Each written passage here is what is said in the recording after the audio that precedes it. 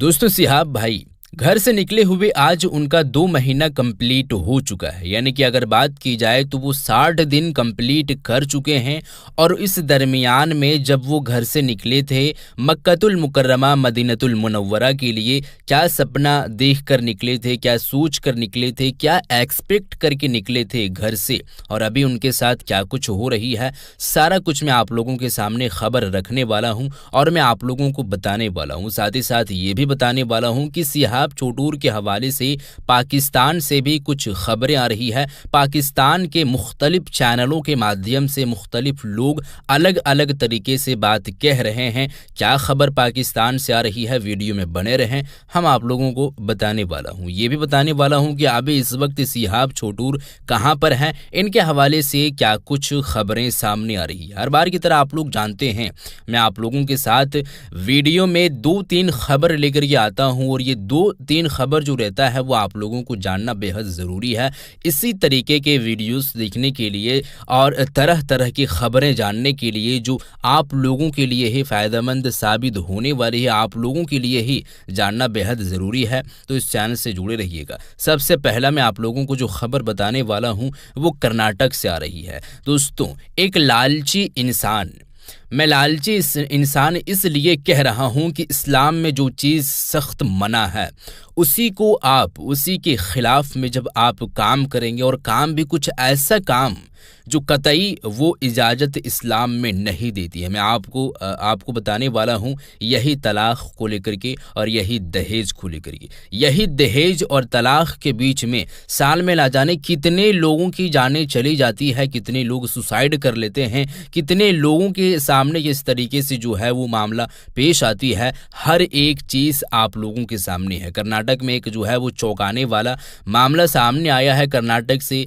यहाँ के एक महिला ने जो है ये आरोप लगाया है कि पति ने उसे अपने अपार्टमेंट में बुलाकर ये लिफ्ट में जो है वो तलाक दे दिया है। अब आप लोग ये पूछेंगे कि ये कोई बड़ी बात नहीं भाई, तलाक वगैरह का सिस्टमेशन अभी इस तरीके से बन चुका है जो हर कोई इस मामले में वो नज़रिए से नहीं देख रहा है जो नज़रिए से देखना चाहिए। उसको ऐसा लग रहा है कि ये खेल है भाई, तलाक दे देते हैं और भी आएगा, शादी तो लगा हुआ है और एक हम तलाक देंगे दूसरा लाएंगे, ये वो, लेकिन इस तरीके से लोगों को नहीं करना चाहिए।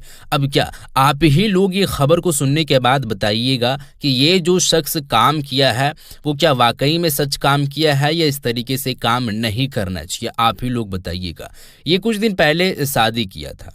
अब यहाँ पर चौंकाने वाली जो घटना सामने आया है वो यहाँ पर ये है कि शिकायत है महिला की कि ये जो मेरे से दहेज लिया था वो 30 लाख रुपया का दहेज लिया था। 30 लाख। सबसे पहले तो दहेज लेना ही इस्लाम में मना है, आप दहेज नहीं ले सकते हैं। और दहेज अगर कोई दे भी रहा है और आप ले भी रहे हैं तो वो आप खुद उस चीज़ को आप अंदाज़ा लगा लीजिएगा अभी के माहौल के हिसाब से कि कितने लोग कितने दहेज देते हैं।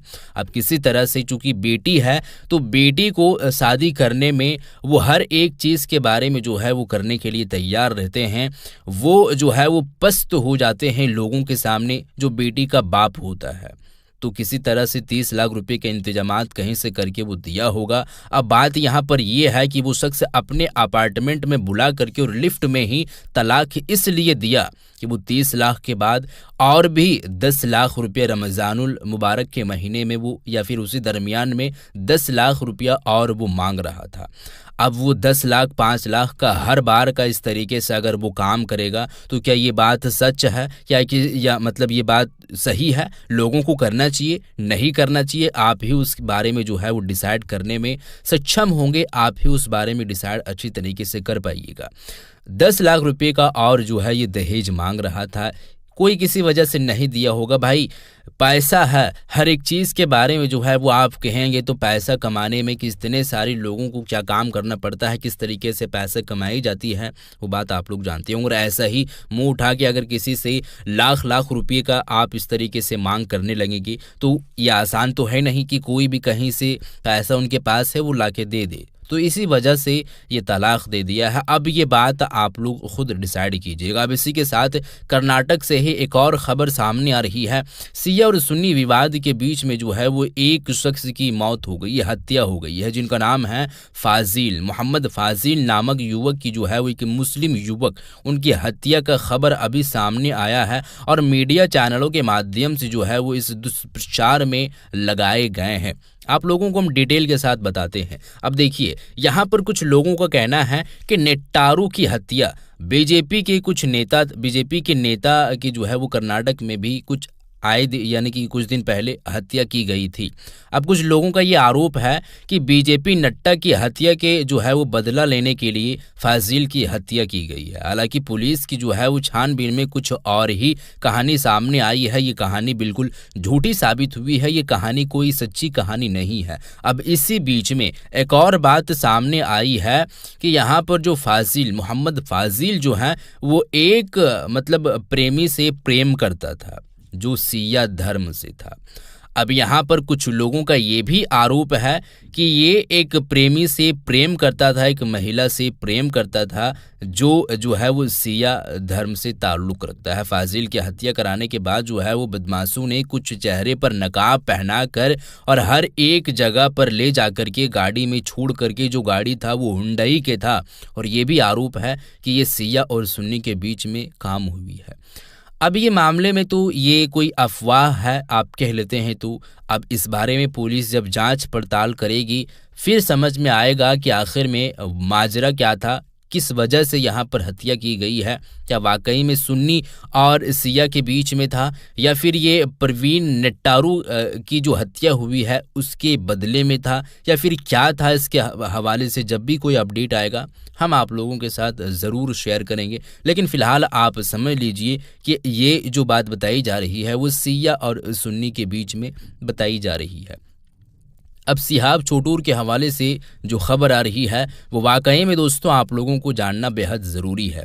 अभी हर तरीके के प्रोटोकॉल नज़र आ रही है। सिहाब आज से कुछ माह पहले सिहाब भाई को कोई भी नहीं जानता था कि वो शख्स कहाँ का है, कहाँ के रहने वाले हैं, क्या काम करता था, कोई नहीं जानता था सिवाय उनके घर, फैमिली या फिर रिश्तेदारों, वो आजू बाजू में जितने भी लोग हैं जहाँ पर काम करने जाते थे, जो जिनसे ताल्लुक़ पहले था, उन लोगों के बजाय इतनी जो है वो प्रचलित लोगों के बीच में नहीं हुआ था। लेकिन किस वजह से हुआ, जब वो ऐलान कर दिया कि मक्कातुल मुकर्रमा मदीनतुल मुनव्वरा हम पैदल जाएंगे, वो भी केरला से 8640 किलोमीटर। वही कारण है कि ये पूरे जो है वो दुनिया में छा गए और हर किसी के दिलों में ये राज करने लगे।